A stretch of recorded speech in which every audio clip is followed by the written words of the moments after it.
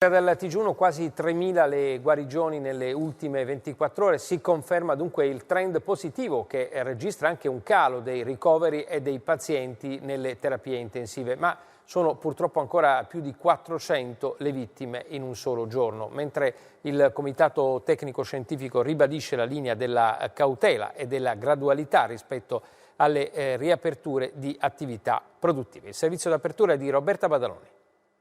Quasi 3.000 guariti nelle ultime 24 ore che portano a 54.543 il totale di coloro che hanno superato il coronavirus. Nonostante 3.370 nuovi casi, rimane costante rispetto a ieri il numero delle persone che attualmente in Italia sono positive. In tutto 107.699, molti di loro, oltre 81.500, sono a casa in buone condizioni, senza bisogno di assistenza in ospedale, dove in un solo giorno il decremento del numero dei ricoveri è di 329 pazienti, mentre altri 87 hanno lasciato le terapie intensive.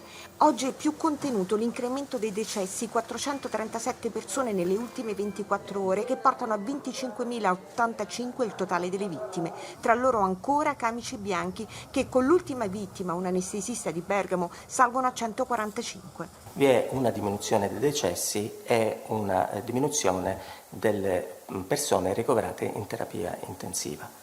È tuttavia importante continuare le misure di contenimento. Cautela e gradualità ribadita oggi dal Comitato Tecnico Scientifico rispetto alle riaperture di attività produttive in vista del 4 maggio.